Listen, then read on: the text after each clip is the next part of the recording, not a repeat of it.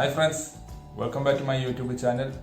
In the unboxing video, I will post Epson launch the scanner V39 Perfection V39 scanner unboxing video. I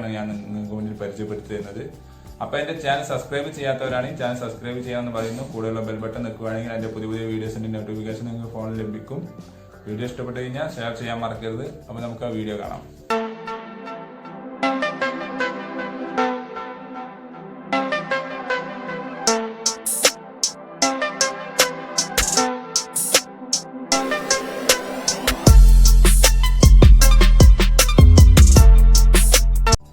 അപ്പോൾ ഇതാണ് box വരുന്നത്. ഇതിൻ്റെ ഉള്ളിലാണ് scanner ഉള്ളത്.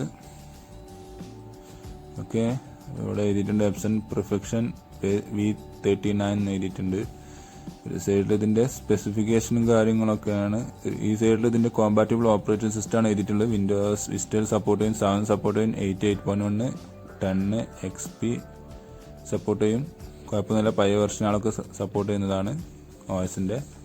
പിന്നെ ഇവിടെ സൈഡിലൂടെ ഇതിൻ്റെ റെസൊല്യൂഷനും കാര്യങ്ങളൊക്കെ കൊടുത്തിട്ടുണ്ട്. സ്കാൻ റെസൊല്യൂഷന് മാക്സിമം മിനിമം എത്ര എന്നുള്ളതും പിന്നെ ഇതിൻ്റെ കുറച്ച് ചെറിയൊരു സ്പെസിഫിക്കേഷനാണ് ഇവിടെ കൊടുത്തിട്ടുള്ളത്. റേറ്റ് വന്നിട്ട് ഏകദേശം 5500 MRP കാണിക്കുന്നത്. ചെറിയ റേറ്റിൽ കിട്ടും, 4800 കിട്ടേണ്ടതാണ്, ഉറപ്പില്ല. അപ്പോൾ നമുക്കിഞ്ഞത് ഓപ്പൺ ചെയ്യാം.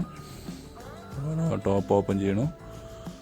ഓക്കെ, ഇപ്പോൾ മുകൾ ഭാഗമാണ് ഓപ്പൺ ചെയ്യേണ്ടത്. എന്നിട്ട് സൈഡിലേക്ക് വലിക്കുകയാണ് വേണ്ടത്. കണ്ടോ, ഇതേപോലെ.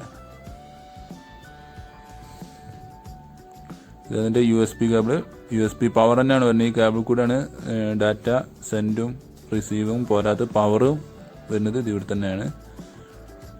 അഡീഷണൽ വേറെ പവറിൻ്റെ ആവശ്യമില്ല. ഇത് അതിൻ്റെ ഡ്രൈവർ സീഡിയും യൂസർ മാനുവലാണ് വരുന്നത്. ഓക്കെ, പഴയ സ്കാനറൊക്കെ അഡീഷണൽ പവർ വേറെ വന്നിരുന്നു. ഇതിന് അങ്ങനെ ഒരു ആവശ്യമില്ല. നമുക്കപ്പോൾ ബോക്സ് ഒന്ന് പുറത്തേക്ക് ഇട്ട് വെച്ചു. ഇനി നമുക്ക് 2 തെർമോ പീസ് ഒഴിവാക്കാം. അതാ ബോക്സിലേക്ക് വെക്കാം, നല്ലൊരു വൃത്തി ഉണ്ടാവുള്ളൂ.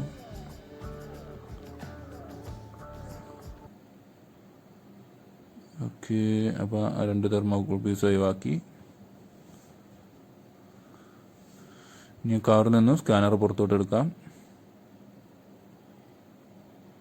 കവറിൽ നിന്ന് സ്കാനർ പുറത്തേക്ക് വെച്ചു.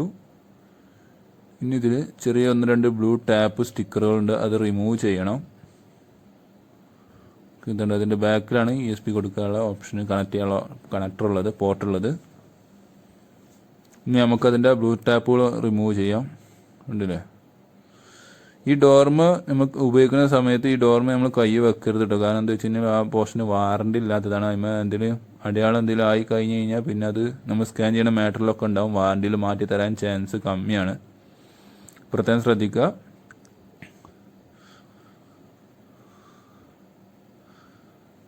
എല്ലാം കൊണ്ടും നല്ല ഉഷാർ സ്കാനർ തന്നെയാണിത്. സ്റ്റാർട്ടിംഗ് മോഡലുള്ള കുറച്ച് ഫാസ്റ്റ് മോഡും പാടാണിത്.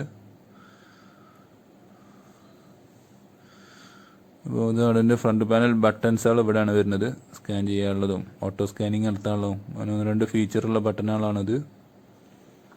അപ്പോൾ ഓക്കെ, അപ്പോൾ ഇതിൻ്റെ USB കേബിള്,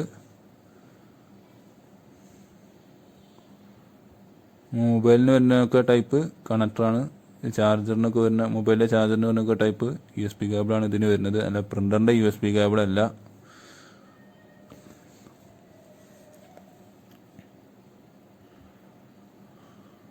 ഇത് നേരെ കേബിൾ ഒരു ഭാഗം കമ്പ്യൂട്ടറിലും മറ്റേ ഭാഗം സ്കാനറിൻ്റെ ബാക്കിലെ പോർട്ടിലുമാണ് കണക്ട് ചെയ്യേണ്ടത്.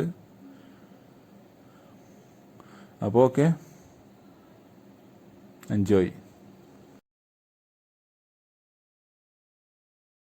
Thanks for watching my video.